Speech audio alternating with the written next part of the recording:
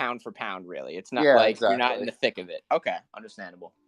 And I think that's how a good amount of people in the art world sort of approach it. Like you want to hold on to something while you enjoy it, and if you want to pass it or eventually like hold it for an investment, I think people are much more receptive to that because they know that like tastes change. It's not just like buying and waiting for a pump and then getting rid of it.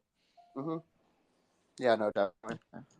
Um, um, yeah, but it's been like, I mean, the ethos behind Katoa has really changed dramatically because at the beginning I was like we bought a couple of mutant apes, for example, and we had some doodles and all that, but at a certain point I was just like, nah, like I need to sell all this stuff. Like this isn't where the heart of NFTs are by any means, and I want to be able to, with especially like I can't just be a degen trader, I can't be like I'm not, you know what I mean? Like I'm not trying to lose money on Sure. rug pulls for my investors, and as much fun as Absolutely. that is, I'd much rather put it into artists who are like working. This is where their passion lies, and they're not just necessarily in it for a quick buck. Right. And just, like I have more faith in the market. I guess at the end of the day. Okay.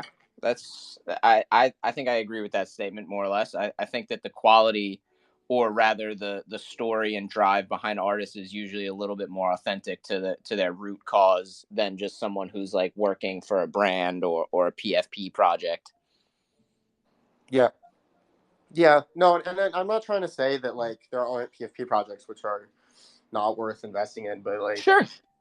like they're definitely hardworking, like passionate teams out there doing good stuff and innovating and just stretching out the Would you technology. say But that they need to have more of like a track record of like trust with the community, or sort of like a more established foundation for themselves before you would feel yourself trusting in them in a general sense? so not necessarily, like Okay. to some degree maybe. Like it definitely helps, right? It definitely doesn't hurt to have more of a foundation. But like, I mean, I came in to the space without a reputation, and I don't know. I'm a little weird because I'm doxxed, and that was like a decision that I don't feel like I even made. I just used my old Twitter and I just started doing crypto, and I never decided to like switch to a non account. But um, I don't regret it though by any means. Like I feel like it it holds me accountable too. Like I'm Sure. never gonna, I don't know, not that I would, but like I just feel like what's there to hide. Sure. Um, No, that's awesome. but regardless, shit, I lost train of thought. What was I talking about before my little thing about my Twitter? I think Oh, I think you were foundation. talking about the general like faith you can put in a PFP project. Oh yeah, no, I think like I mean, part of it's like hard to answer, I guess, because there's like a part of not fully, but there's a part of it which is just like instinctual to some degree. Like obviously, it's sometimes my instinct sometimes wrong and sometimes it's right, but like there is a factor of that where it's kind of just a gut feeling of sorts. Um, Obviously, I can't trust someone off a gut feeling, so it doesn't really answer the question, but um, I don't know. I think it has a lot to do with what is the project? What are the mechanics? And like, Sure. is about like is it a creative idea? Is it like do you think it? And if people are actually coming out with new ideas, I feel like I generally trust that a lot more. Um, Unless it sounds suspect or whatever. Like, Right. um, I feel like that's a good indicator actually because it just shows that it doesn't actually show that their heart's in a good place, but it shows that like it's not at least they put in work, you know what I mean, and that says something. It's not just a lazy repeat of another PFP or another staking mechanism or whatever it is. And yeah, generally like when you have to put in more work, like you're just like less likely to do it unless it's something you're passionate about. Right. And so, I mean, in essence, what you're saying is do your best to trust your gut and inform yourself as best you can. Yeah, to some degree, like yeah, that is what it is at the end of the day. DYOR. Sure. But Yeah. for sure. So, and I think I also appreciate the way that you understand that you're in a position of responsibility right now, and you don't really want to take unnecessary risks on something you can't guarantee will or put genuine faith in enough to believe that it'll help out your investors or it'll return to your investors in a meaningful way. Yeah, I mean, long term for sure, but yeah, Sure. um, I think that's understandable. yeah, like, um, yeah, because especially, yeah, I mean, especially in Web3, I guess I feel like reputation is everything, and Yeah. um, so I gotta do good by that. Yeah, no, I totally understand that. So, with that being said, I think we've had a significant amount of people filter in at this point. So maybe we can start in broad strokes, getting to the main focus of tonight's spaces, and that is Bitter Edition. So, would you want to just give us your general perspective on where the Web3 fine art market is, and what are some of the big factors in play, and then how they sort of contribute to, I guess, the discourse around bidders editions? Okay, um, I'm probably gonna have to ask you for the second part again at some point because No problem. I I have have a horrible ADHD too, memory. so Okay, yeah, it's all um, good, man. Severe but ADHD, so appreciate it. I feel like we all do to some degree. So, um, where is the art market? So I feel like one thing that I've really noticed, like I mean, it's always been true, but one thing I've really been thinking more about lately is about how it relates to the traditional art market, from a like, because we see a lot of we see a lot of traditional artists come to the NFT scene and like they're already big in some way, and they come, or they've been doing traditional art for, I don't want to even call it traditional art, but like they're in the traditional art market, um, and bump to NFTs, and then make it big. But we haven't seen someone in NFTs make it big and then go to the traditional art market, and I think that's really interesting. At least I can't think of anyone. Um, Obviously there's auctions through Sotheby's and Christie's, and that's through a traditional art market, but like it's not, it's still Web3. It's still an NFT at the end of the day. sure. So where it stands in terms of that, I don't know. I think that's just something that like I think would be really cool to start seeing. Um, Obviously, that's more like, um, just from a, I don't know. I mean, I guess that's just like that's a long term vision, possibly. Obviously, there's a lot of mediums where NFTs are exactly what makes it like work in terms of it being, just the fact that it's a digital asset and you can own it. There's a lot of art that doesn't work in the traditional art market, or there was other ways that people would do it, but it's not like I was talking to a professor at my school recently, actually, who teaches an internet art class that I'm going to take next quarter, and he was teaching me all about like the history of computer art, essentially, and like how it was sold, and like how, like, if you owned a piece of digital art that was just stored on a computer, like it was probably on, if it was something built in like 1980, like you need all the parts for that specific piece from 1980, because the what it's on is still essential to the piece itself, right? And so you actually have to start buying up all these, like when they first got the piece, they just bought a ton of the exact same computer or whatever it was that it was on. And whenever the one that, like, the one that it's on kind of goes bust, they take out the floppy disk or whatever and put in the next one. And so I don't even know where I was going with that. That was just like something really interesting I heard about the other day. But that I guess that's just me saying, like, there's no reason for NFTs to not be a part of the traditional art market. You know, it's Yeah. just like, and I feel like it's really cool what we're building, and maybe this is just like a longer term vision, right? This won't happen tomorrow or anything, but um, it would be really cool to see artists kind of move back and forth between the two markets a little bit. You I know? mean, I almost think they should be synonymous. I don't really Yeah, think that like there should even be any distinction because it's not like I think it's so dumb when I hear people say that like they like NFT art or crypto art when it's like that's just art. NFTs and Web3 and cryptocurrencies are just the way that it's being sold or transferred between ownership. It's kind of crazy to see people immediately make such a fine distinction between traditional art and I guess digital crypto art.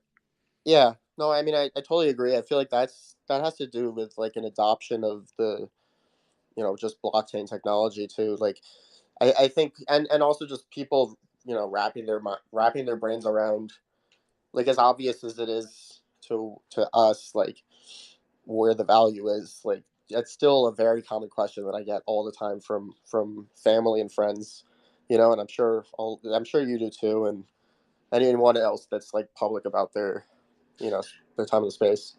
But because like, yeah, so I mean, I guess what I was saying is kind of a step in that direction almost, but um No, but it really it is it's is kind of sorry, I my bad. I no, just no. it's very weird to see such like and I think a lot of it comes from the initial wave of how people first heard of NFTs. Like most people think of it through the lens of the Bored Ape Yacht Club and the overpriced JPEGs and celebrities going on Jimmy Fallon and pump and dumping or whatever. Like I think a lot of people got the wrong idea from NFTs and Web3 in general, just out of the gate. And I think a lot of us here are having to pick up the pieces of that sort of like fracturing event and rebuild it in small, different ways to get people to understand that what we're doing here isn't any different from the digital art world and the traditional art world in general.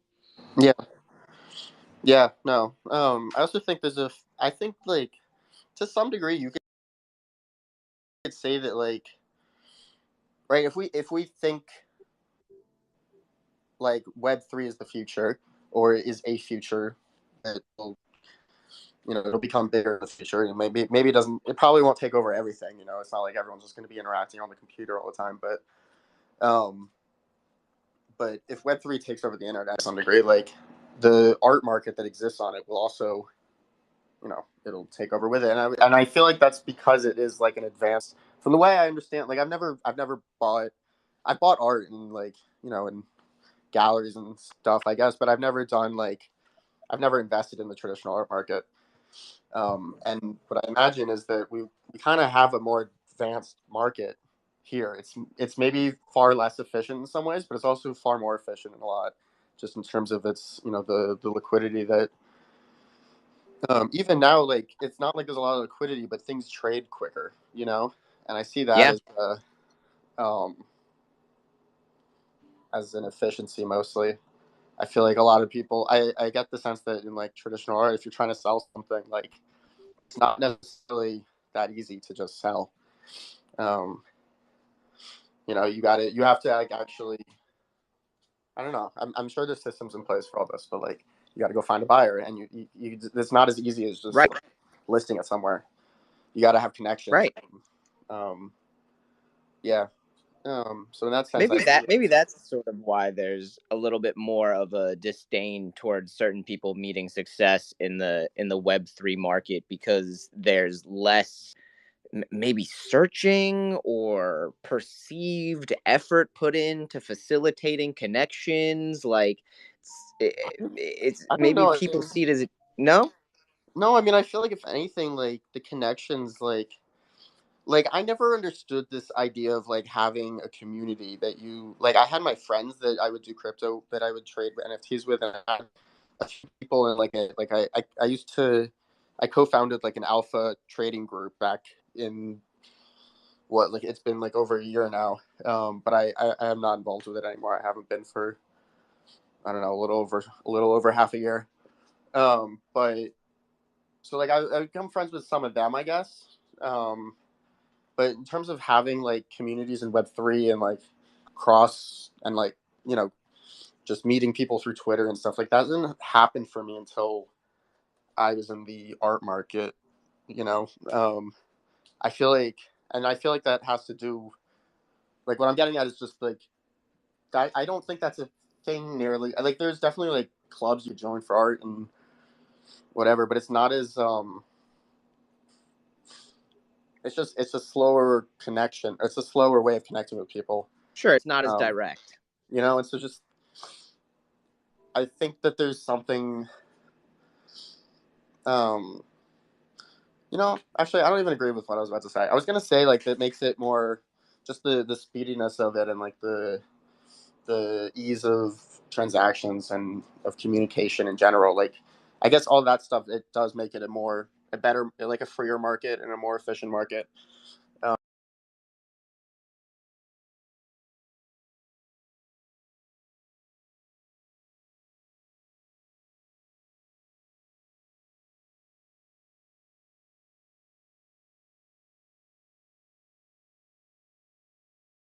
Creates the volatility. So Sure. I don't know. It goes both ways, I guess.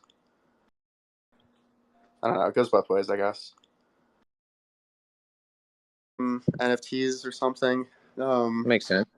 I don't know if that was just a rumor or not or what, but I think that was confirmed. I think that they was. said that they were putting a certain amount of money towards like a crypto endowment or something like that. Yeah, like this is it really is the part of the market that I feel like is I don't think PFPs are going anywhere, but I think it's the most sustainable market in terms of just in terms of market sustainability and like making it, you know, I guess that comes from the fact that it is a little bit slower than PFPs and like hype Sure. doesn't drive things nearly as much. Like it does drive things, but it doesn't drive things as quickly and as powerfully at like in a moment, Sure.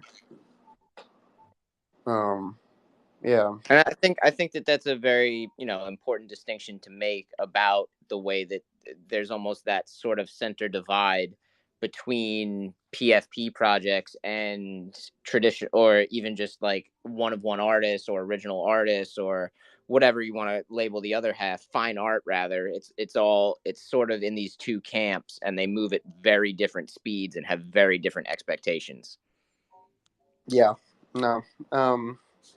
Definitely. And actually I think that I think the like one of the most important things that is what most one of the most important things about why I don't think PFPs are going to ever get back to where they were and like and I just have more faith in the art market has to do with utility, I guess. Like I just don't like this idea of utility that most of these PFP projects are coming out with is not the utility is you get more money and you get the airdrop, you get another NFT, um, whatever it is, right? Like it's just you're just getting another asset, and that like with and that's something that I was really glad to not see in the art space of like in the art space in Web3, and that kind of actually gets me to Bitters Editions, which is just that when I first saw them, I was a little bit bummed, to be honest. I Interesting. don't think that they're bad by any means, but it's just going in the direction of adding. I think it's fine. Like I think it is like if as an artist, if you start like if you use them for your art and make how you want to use them, and do whatever you want with it. Honestly, like but because I think my opinion has changed quite a bit on it. But that was my first instinct was like this is turning things into moving things in the direction of utility, and that just kind of scared me for honestly. um I don't want to start staking my art for a, you know, Grant Yoon token or something, and like I don't even know what that would be, but you know what I'm saying? Yeah. No, I think I get what you're saying. And do you feel that like maybe this is a mechanism that brings different sorts of benefits to different tiers of artists with different degrees of desirability from their community? Yeah, I think that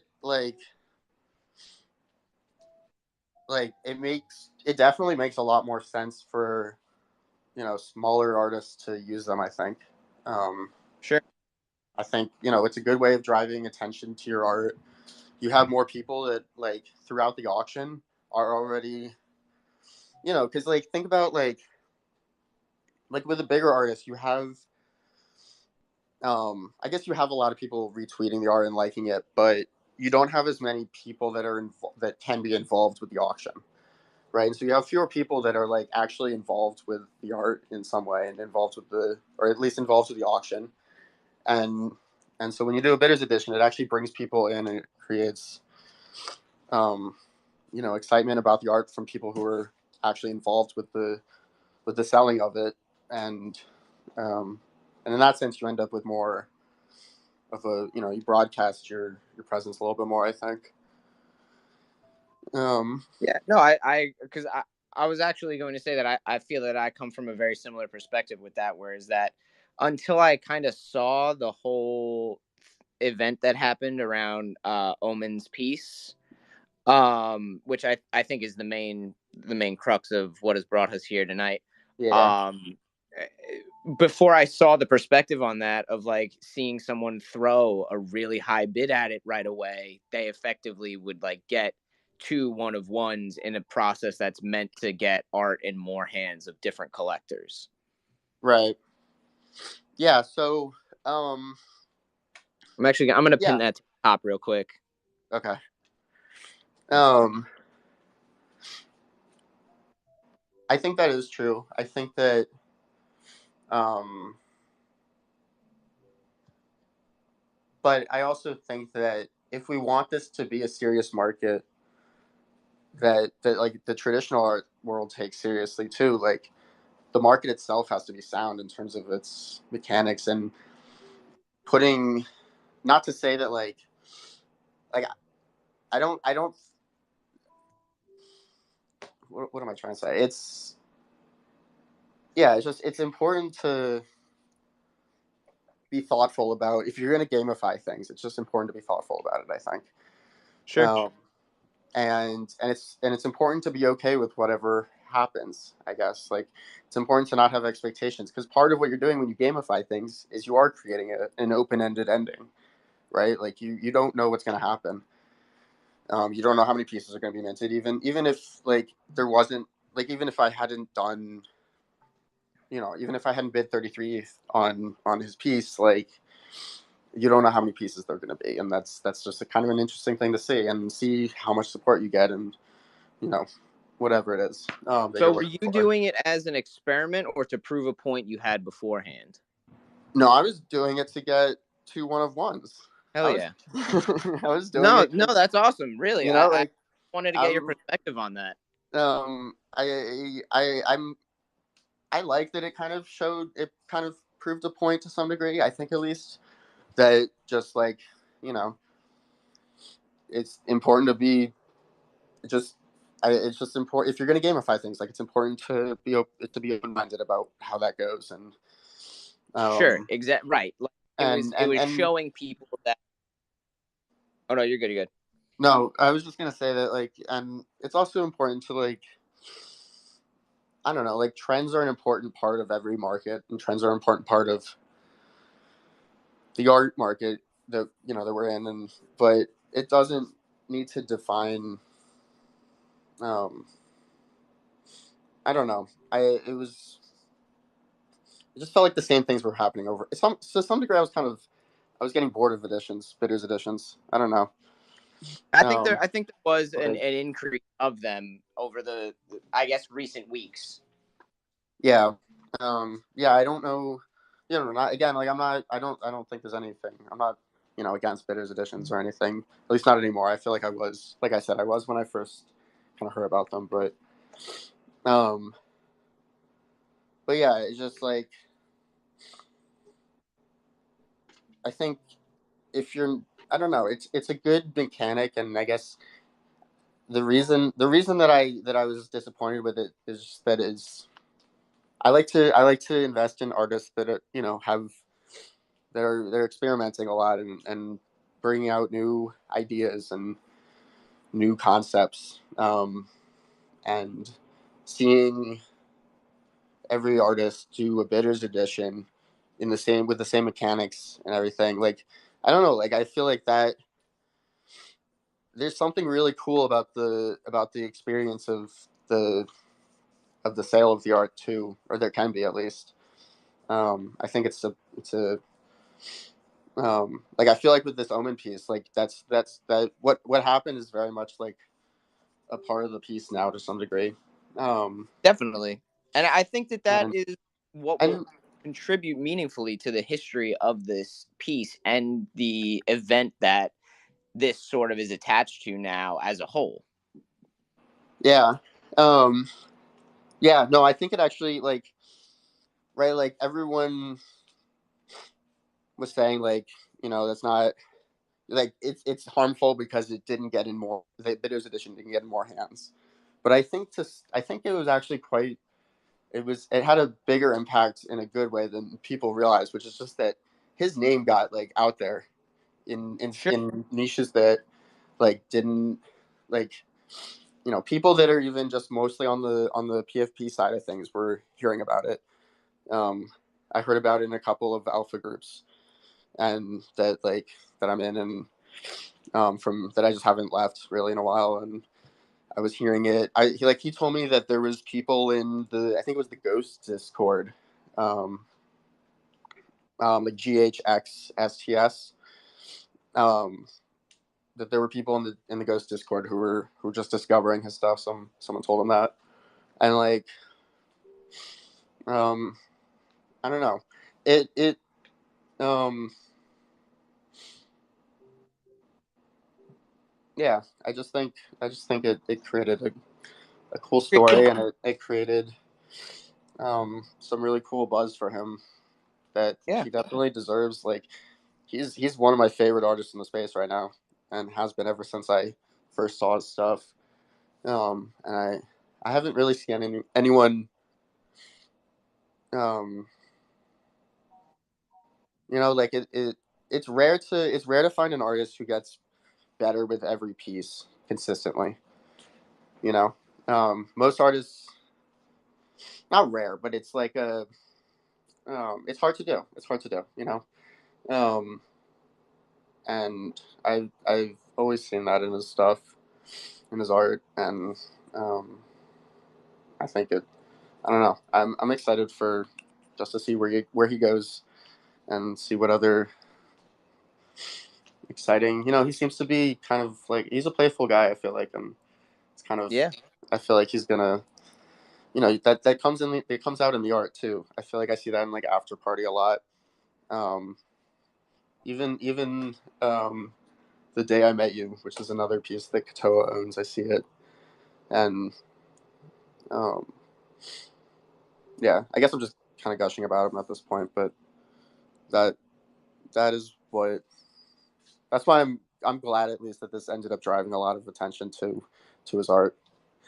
Yeah, Um, I I don't think that that's would, not to say that was like the original intent by any means. To be honest, like I'm not gonna lie, like it was to get two of one of ones, right? But like it's a great thing that it did happen in that way. And sorry, I didn't mean to cut you off though. Oh no, you're good. You're good. It's very interesting to speculate about what this will mean moving forward because I really think that the move itself, regardless of how you perceive it by just like wanting the two one of ones, I think a lot of people it just like blew their tiny minds that it was like a move made that effectively kneecapped the entire like purpose in a way of having it be a bitter edition. Yeah. Um. Well, I I don't know what is what is the point of a bitters edition? I feel like we need to go back to that. Like I don't think that the bitters edition is necessarily in order to get art in more people's hands. Like there's a lot of ways of doing that doesn't require doing a bitters edition. And actually makes more money for the artist too. I feel like when like most artists, what they'd be doing, I guess for most pieces, a lot of times it's tied to the one of one. So that kind of adds like a element where I don't know. I guess I don't think that should make a difference. I guess like most artists, like if they have an edition, they'll just sell it, right? If they have an edition of 10 and they sell it for 0.15 a piece, like and they'll get 1.5 ETH. When they do a bitters edition, they're not actually capturing that value. And so even though if you could say its purpose is to get art in more hands, like I don't think it's getting it in the right hands. And I think it's actually right in terms of what the artist wants. At least the artist is looking to get into people's hands that are like, you know, are supporting him and you know, or just want to like, you know, just want to be able to support the artist. They genuinely like it, and not that those collectors don't get them always, but it definitely ends up just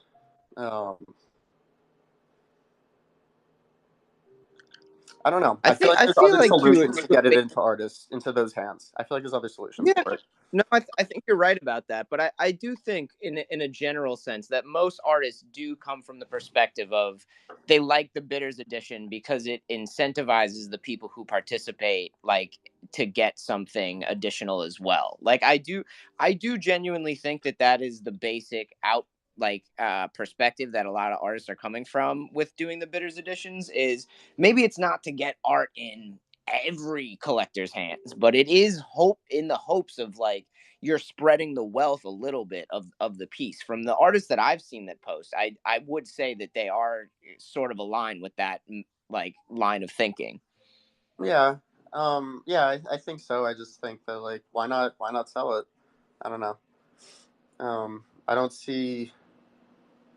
I mean, it's just another way of doing of distributing your art, I guess. Because I mean, the way I kind of look at it as it is just another form of gamification. It just is someone gamifying their art in a different sort of way. They're kind of just distributing it in the way that they feel like they have control over, whether that be a bitters edition, an open edition, a regular edition, or a one of one. Yeah. I don't know if I'd say they have more control over it, but I guess controlling what the game is what they have control over. Sure, right. They're not controlling the outcome, but they're controlling the pieces that are in play. Yeah.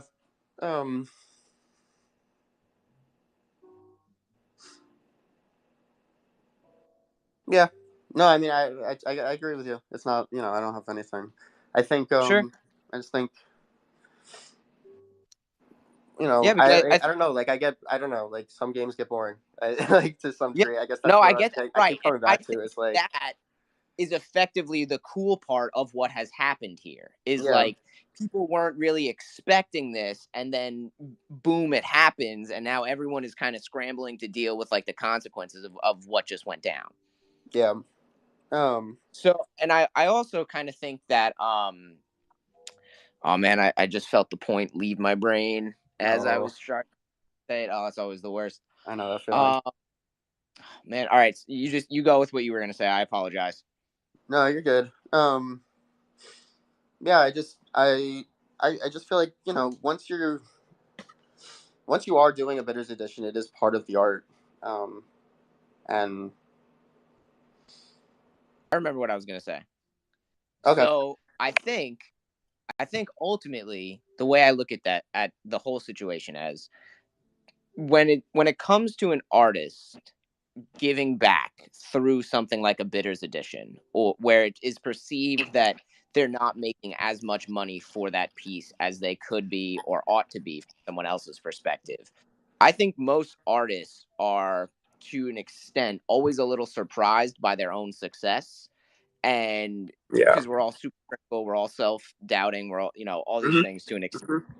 And when we finally meet success that we feel is abundant and it gives us like comfortability and excess beyond that point, we just want to give back because we're just so grateful for the ability to continue creating in this elevated form.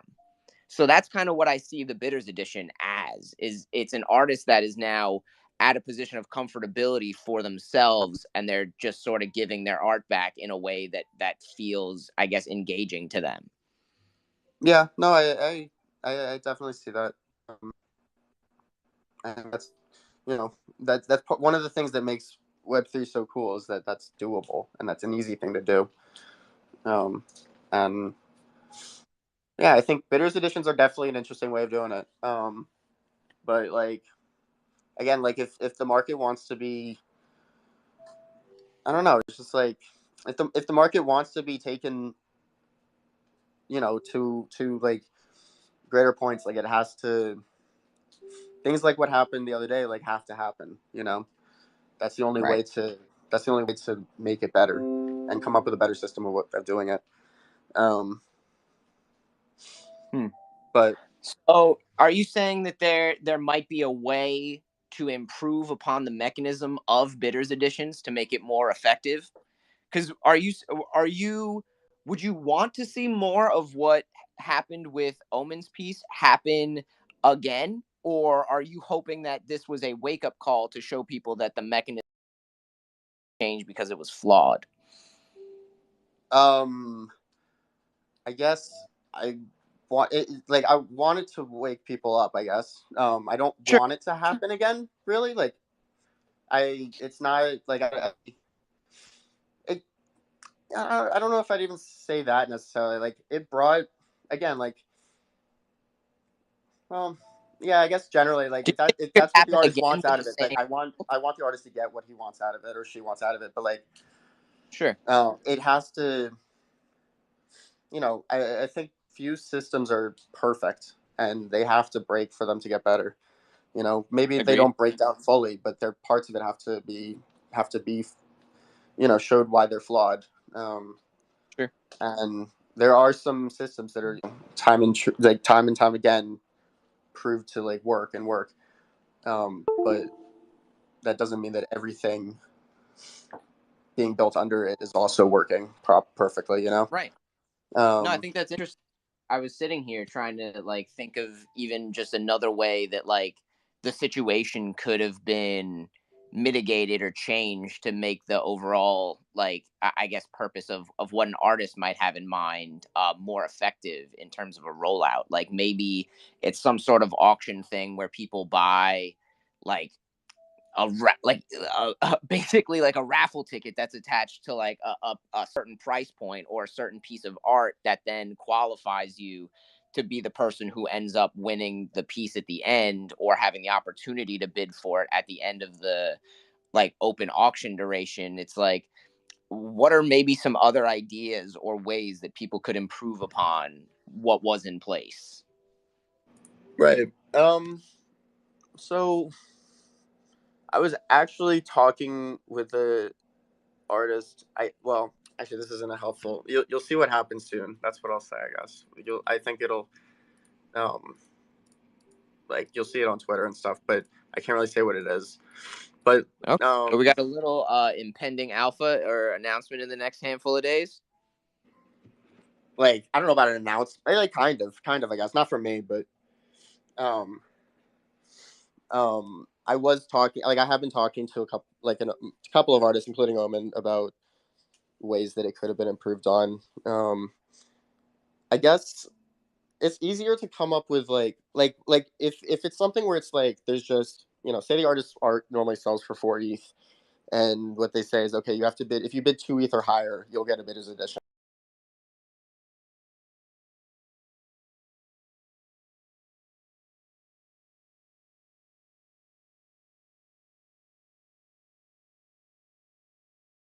Be fewer There'll be fewer editions, I guess, fewer hands that you're getting the art into, and if that's really what you're trying to do, then cutting it off on two, like it automatically just puts it in fewer hands, and it automatically does what I was saying before, I guess, this is the one thing that I think is really cool about Bitters Editions is that it lets the collectors actually be a part of the provenance of the piece, and own a piece of it through the edition that they get, right? Because oftentimes they're tied together, in some capacity, and just putting like a higher price point for which you have to do it when kind of hurts that idea. And also one other idea I've seen a lot is making it so that you have to bid in increments just to stop someone from putting in such a giant bid. Yeah, doing what I did. Sure. And I also kind of don't like that idea either, because I just think there's no reason to penalize someone for coming in strong. Possibly, right? Like if you're yeah, because then you have to be up at the right moment, then like that's a pain in the ass. Like everyone, then right. you're putting an onus on your collectors to just like be constantly watching it to see where it escalates to. But the other thing is just that it just puts limits on what happens in the auction in general, right? Like, not that like it really matters. Like, it's what matters is maximizing the amount the artist is able to, or not even necessarily, but like, just the artist wants to make as much as they can from their works. And I think that doing it that way, it does do that, but it like also, it just kind of fucks with the auction in a way that like makes it less free, or I don't know. I don't know how to explain it exactly. No, I feel like I you know what I'm saying. Like it just puts like kind of like the guardrails up on the auction, and I just think that creates just less interesting auctions, and it kind of takes away some of the excitement. So when you're looking at sorry. auction, no, you're good. When you're looking at like, I guess the concept of interesting auctions would you say it's about a 50-50 split between mechanics and just watching the overall like reaction from the crowd and the interest that they have, and how it can build into something really like crazy from there, or is it sort of like every auction you kind of look for like the same thing in terms of what makes it interesting?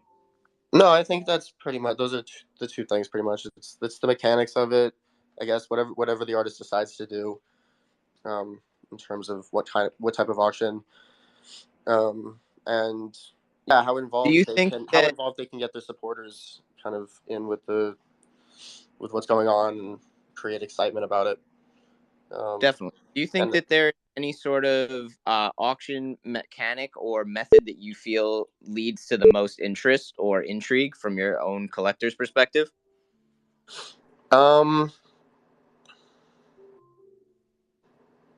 Dutch auctions are always interesting, but I'm not sure they lead to the best result for the seller.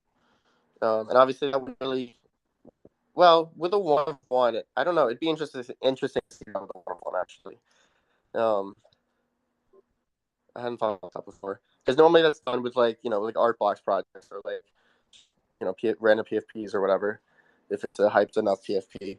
But I've never. Have you ever seen a 1-of-1 sell on a Dutch auction? No, I don't. I can't say that I have, honestly. And I kind of don't see why. I think it would do well. Not if I think about it, like if like that just drives the FOMO so hard, because if it's the right artist, right? Like I wouldn't say do that as someone who's just starting on the scene, right? Sure. But if you're a big artist, like that could be really interesting. The FOMO would just be so extreme for everyone who wants to participate. Um, it's like one clip from anyone and it's gone, and no one else. Right. I'm sorry, you rugged a little bit there, Maxwell. Oh, sorry. I think that would just end up making the art go for more of a, you know, whoever. I think that could actually the issue with Dutch auctions with like art blocks is when the attention is on it. Like often, what happens is it attracts exactly the people that they're not trying to, or not necessarily not trying to sell to, but it attracts the flippers and the people who are looking for just quick bucks. And if as an artist you're trying to get it into like your supporters' hands with that kind of with that setup with a generative thing or just anything that has 1,000, 2,000, whatever NFTs in it, like you don't have that same photo for a while, I think, and I think it generally dips under what its value is like a day or two later. That's oftentimes what I've seen with those, at least. Um, Hmm.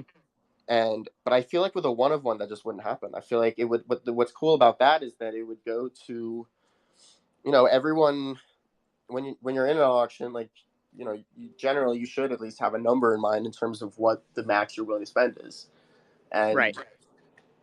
I feel like people would be just quicker to like take it at that price almost, or take it a little bit lower. You know what I mean? Like Right. No, I think if it's at a spot where you're already willing to buy it, and you know that anyone else could be willing to buy it at that same price, and then it makes just kind of I feel like an inch from there.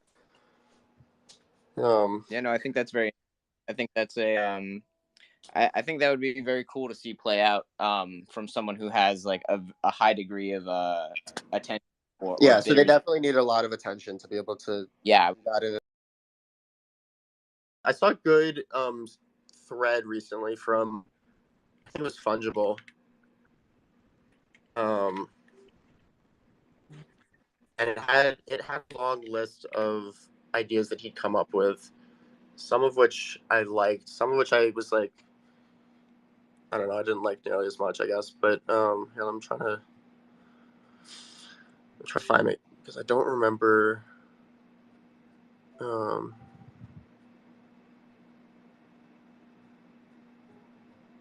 yeah, I don't know. A lot of them had to do with like incremental bids and things like that. And just you could. I don't even know. Actually, I don't remember. I should Oh, hey man, it let happens. me find it. No worries. Or like Just real quick, I wanted to just take a minute to say thank you for spending this time with us tonight, Maxwell. I really appreciate it. yeah, no, thanks for having me. I was gonna listen to the last podcast with Jonathan Wolf. I ended up listening to it after it was on the recording, but it's cool what you guys do with. I saw that you had one with Osborne too when he had his Nifty drop. It's always fun to hear what artists are thinking, and especially since like I have a fairly large collection at this point, and like I can't talk to all the artists all the time. Sure. So it's a good way to just get quick bites and not feel like I'm just like pestering them with questions if I'm just have questions for them, like Yeah. but I'm not finding this, so I think I'll just move on from it. Yeah. Say But okay. I can if I let me actually this is what here it is. Actually, I did find it. Oh.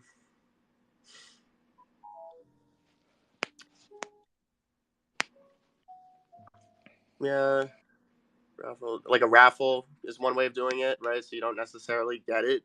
I still don't think that Right. would actually have much of an effect though, because like um well because it's still like expected value wise it's still free money. You do that enough times, Sure. you'll win it. um so I don't think that actually really fixes anything. I think the ways actually that it could be done well is I think stealth dropping helps, because you don't just have a gas war at the beginning. That's not beneficial to anyone, Right. Right. um like that was kind of my I guess I didn't say it like that, but that was kind of my point about like why not just sell it, right? Like if you're gonna do it that way, collect, like when I bid on, and well, like when I bid on Omens, like I don't remember what the gas. I spent like 0.33 ETH on on the transaction itself, just so that I knew I was going to get the first one. Which is fine. Like I don't have a problem with it. Like that's what happened or anything. But like it is like when you do it this way, like it does happen to a gap war, and most people that do put a bid they don't even get an addition, right? So it's not only that you don't get the money that could have come to you and instead went to miners, but it's also that everyone that's paying doesn't necessarily get a piece. You know? Yeah, and I mean, I think that a lot of people, especially artists, like, yeah, we always talk about scarcity, but like nothing brings us more joy than getting our art into people's hands who like care about it, no matter what the price point is. Mm-hmm. Yeah, I think, but I think that yeah, I don't know if that really is the goal. Like my ability to have like I don't know. I'm just like my days as like as a sneaker flipper. I think made it so that I'm just like there'll be addition drops and stuff, and I'm just generally quick on them. And obviously like for me that's great, but if you're as an artist trying to get your into your supporters' hands, that's not necessarily the best way of doing it, right? For that reason, like it shouldn't be why. Like I guess the way of putting it is, why is that also a factor in how in deciding who gets the pieces? It's kind of arbitrary to make that the decider.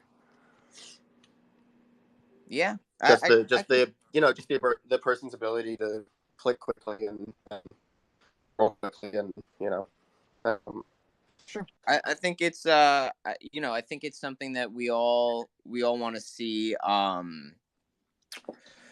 We want to see people just like get what they're looking for out of the experience overall, whether that be a bidder or the artist themselves.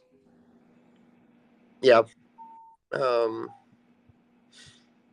yeah, I think Well, we have another way of doing it would be to do it as a bidder's edition, but then make it so that you still have to pay for the piece. Um, no, actually I don't think that would do anything, because then you may as well just release it as a like through a manifold, drop and right. just charge people. So actually I take that back. That doesn't do anything. You know Sometimes I what gotta might talk be out you know what loud might for be a a thing. really interesting auction? If an artist with enough attention and hype around their work minted a blank piece that would be revealed upon the auction ending. So like people had no idea what they were bidding on essentially until reveal. um, be interesting. Um, I think some people. I think it would um push away some collectors who like I mean most like I think pretty much every collector, right? Like, and I guess okay, as a collector, you care what the piece looks like. It shouldn't Sure. just be who the artist is, right? And obviously that doesn't mean that like at a price point, like at a certain price, aren't so willing to buy these. Oh, you're rugging pretty bad, Max. Shit. Can you hear me better? Yeah, you're good.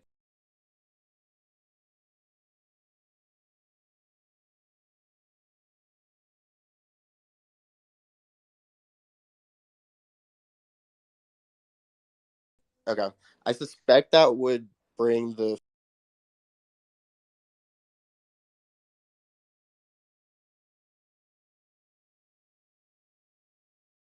I don't know. It would be interesting to say. Um, but it would be Yeah. good to come up with like the same with the um I don't know, it's just be like it'd be good to come up. Be kind of interesting to see a bidder's edition where each time someone bid, the edition changed until the auction closed. Oh, I have seen Like it that. would.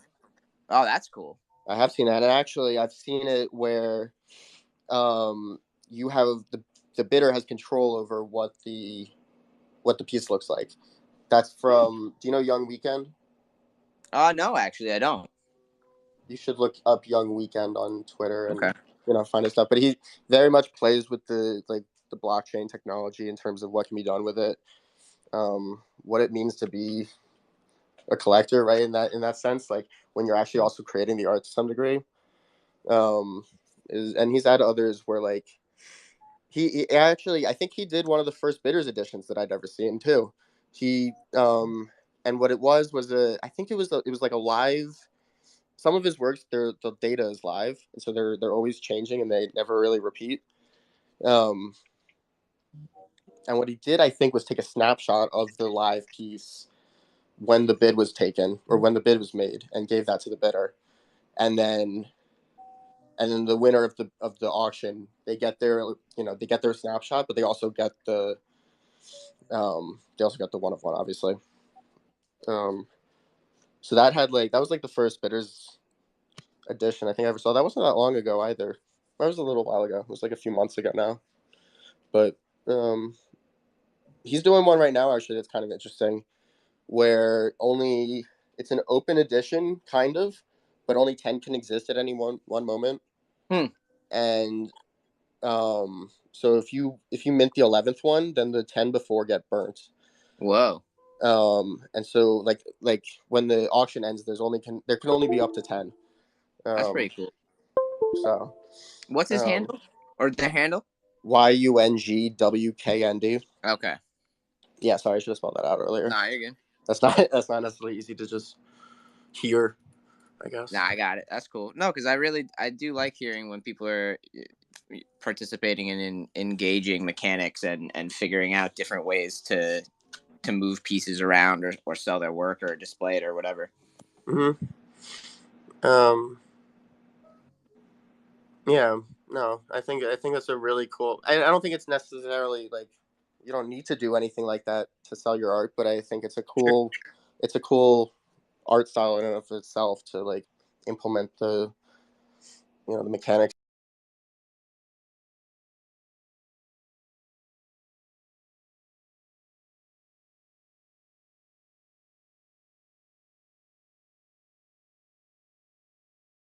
Anything they wanted to ask about? Yeah. All right, cool. If anyone has any questions for Maxwell or any sort of meaningful discussion they want to contribute to the topic at hand, please request. I will be happy to bring you up. I would love to hear more people's perspectives on bidder editions and this conversation in general. If there's not any more questions, if there's no questions or requests from the audience, Maxwell, I'm more than happy to keep talking to you for a little bit here because I really appreciate your perspective on everything that we've talked about so far. Yeah, sounds good. Yeah, no, I'd love to hear some questions though, for sure. Cool. Well, at the moment, we don't have any hands raised just yet, but what are the are people commenting under? One. Okay, we got Terrell coming on up.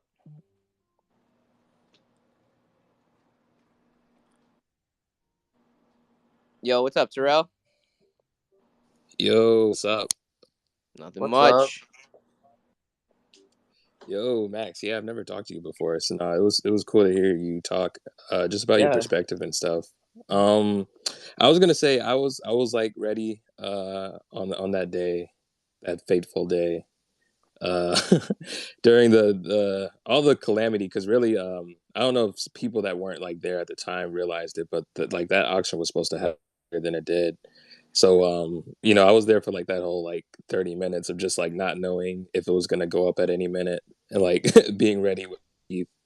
Yeah, I was gonna ask like what type of internet do you have and like what's your whole setup, because like you were on top of it it's instantly. actually not like, even good right now. That's insane, because like I was there like clicking refresh and stuff, and then like Super Rare went like blank for like probably like a minute, and then like when it had came back, it was like yeah, do you want to bid past 33 ETH? And I'm like, it's done. No, I'm so actually that's my wall outlet has been broken near the Wi-Fi unit for a while now, so I've been using like the public, or it's not public, but there's like an Xfinity hotspot right next to my building.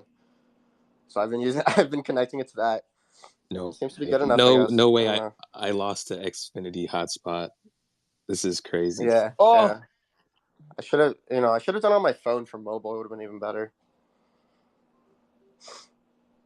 Then you would have really broke my heart.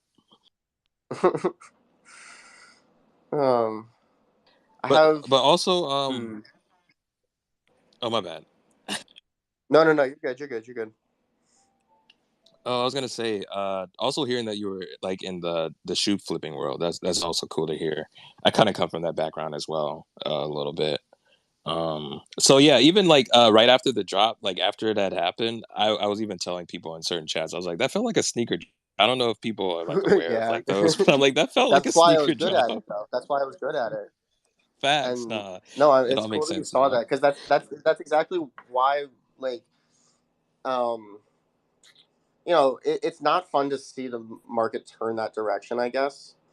So in that sense, I feel a little bit bad, but I also think that it's natural for a market to turn, and maybe not the art market, but that's part of why. I don't know. I guess that's another part of.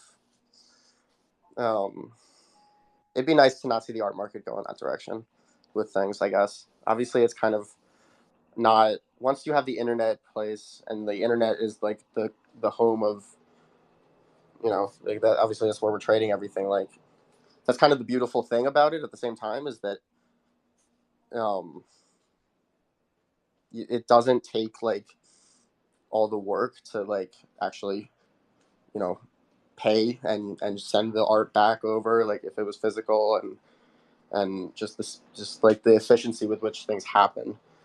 Um, I think is what really ends up causing that to happen, specifically, that to like feel like a sneaker drop. Um, but I don't know. I guess maybe another part of my distaste from it is exactly that, though. It just feels kind of Web 2. To some degree. I don't know if that makes sense. I feel you. No, I even Like, told people, like, people were like getting mad about what had happened, but I was like, the game is the game. Like, ultimately, when there's no rules in place or there's nothing in there, boundaries are going to need to be pushed. Rules are meant to be broken. So like this needed to happen, even if we do want to have a reality where it is fixed and like there's certain things in place in order to make it go smoother, or have the artist's intentions be executed better or anything like that. yeah. Yeah, no, I agree fully. Um, yeah. No, when did I don't know. I want to talk to you more about sneaker flipping days, but we should do that another time, I guess.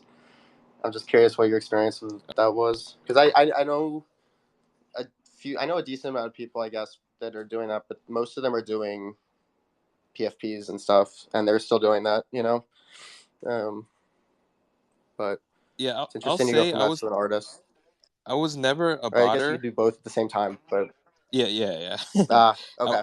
I was a botter, but like I was always pretty lucky, like a lot luckier than my friends. So I would hit on certain drops, like this is, or You have like a good um sneakers app score or whatever yeah is behind the scenes. yeah I'd have like 4 accounts. Yeah. So I was never like a botter, but yeah, I was successful. Yeah. That's dope. Yeah, I remember the first sneakers I went for, I think, were the Travis Scott lows, like the first pair, and I hit them on the sneakers app. And I think it's because my app was from like 2011 or 2010, when I was probably just buying some shirts online and decided to create an account. Because like normally new accounts don't hit like that, but yeah, regardless, um, it would be. I don't want this market to turn at all. It would be really a shame. But I think that like if the mechanics are such that like that is possible, like it will do that. You know. Um, Yeah, hopefully with this market we especially on are and able to especially on the change internet. things. Yeah. Um, yeah. No, we are. Um, Since you guys are both up here and you guys both have the background in shoe reselling, what would you say would be like the biggest red flag we're heading in that direction in the like ecosystem? um, hmm. Terrell, feel free to answer too if you got anything, please. would say I think when maybe. it's Oh no, you can go. no, it's all good. I had to have the thought. It like kind of disappeared a little bit. I gotta figure it out again. All right, my bad. I was gonna say maybe kind of that thing where people be able to get a certain shoe or people will be able to buy up a certain amount of shoes. And then they'll have like a lot of the shoes and then people aren't as keen to buying it from them or they really like as like hot about the shoe anymore. So then a big supply of a bunch of shoes that they don't want like themselves and people don't want to buy from them. So I would say like if people start getting pieces of art from people and they're just getting it because of hype and they don't actually like the art, and then after a certain point it's just like, oh, I just wanted to flip this art, like I didn't really care about the art itself, and then they want to sell it, it'll kind of be like weird in that sense. I'd be curious to hear what Max thinks. Yeah. No, I think um, I think they're like I love games and I love fun fun auctions and stuff, right? But I think that there's certain mechanic like doing things like um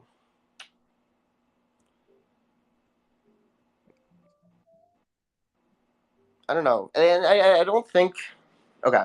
I think doing things like promising airdrops and stuff like that is exactly what's going to draw that crowd to some degree, but I don't think that necessarily makes it like a bad thing to do as an artist either. Um, like but I think there's some just it's not the okay.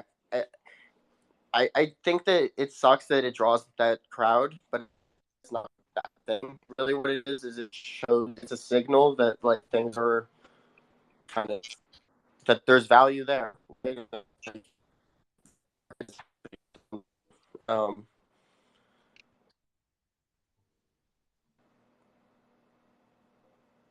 yeah, and I think to some degree too, like I think this is just like an internet market, and I think that we, there's been a lot of them, I guess, but this is like one of the bigger ones there has been.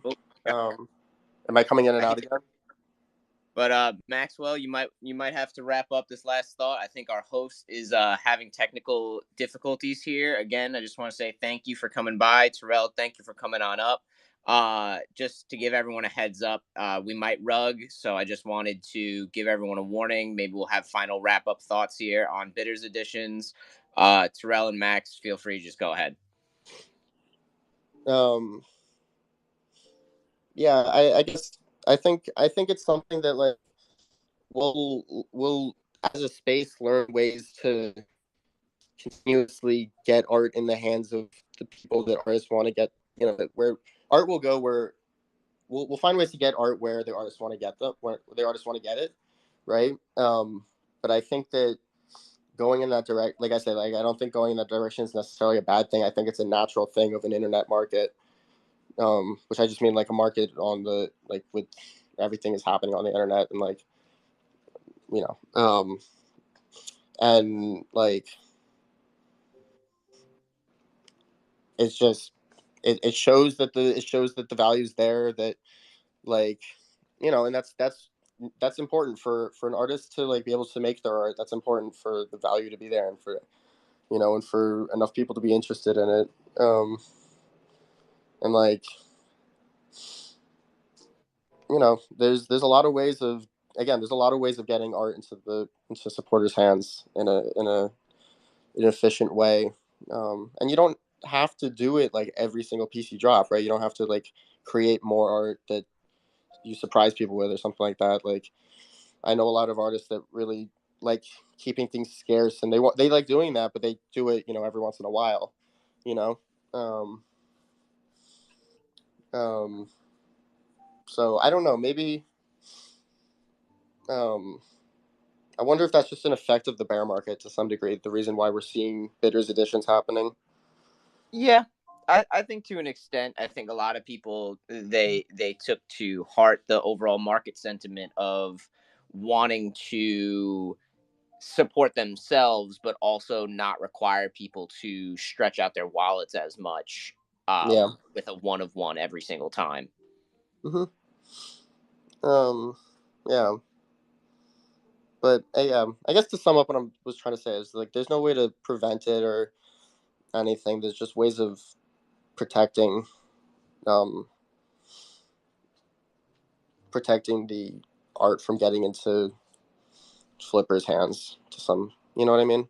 Yeah. But like, also at the same time, it's not a bad thing to have a healthy market. I generally think, you know, or right. a free healthy market. Yeah. Okay. Well, again, thank you so much for your perspective tonight, Maxwell. It's been an absolute pleasure. I really appreciate you coming up here and sharing so much of your thoughts with us. Terrell, thank you for coming up and contributing to the conversation. Always appreciate that. Thank you for asking such great questions. If anyone has any final requests, please request now to ask any final questions, make final comments, or whatever. Please, this is the last call. If not, we're gonna wrap it up here. For anyone who missed any part of the interview, it will be uploaded to YouTube after it is wrapped up and processed. So thank you for everyone who has tuned in, and for anyone who missed anything, like I said, you'll have your opportunity to listen. But thank you guys so much for tuning in. Really appreciate everybody. Yeah, thanks everyone. This was a lot of fun. All right, y'all. Have a great night. If there's no one else, thanks so much, guys. Peace.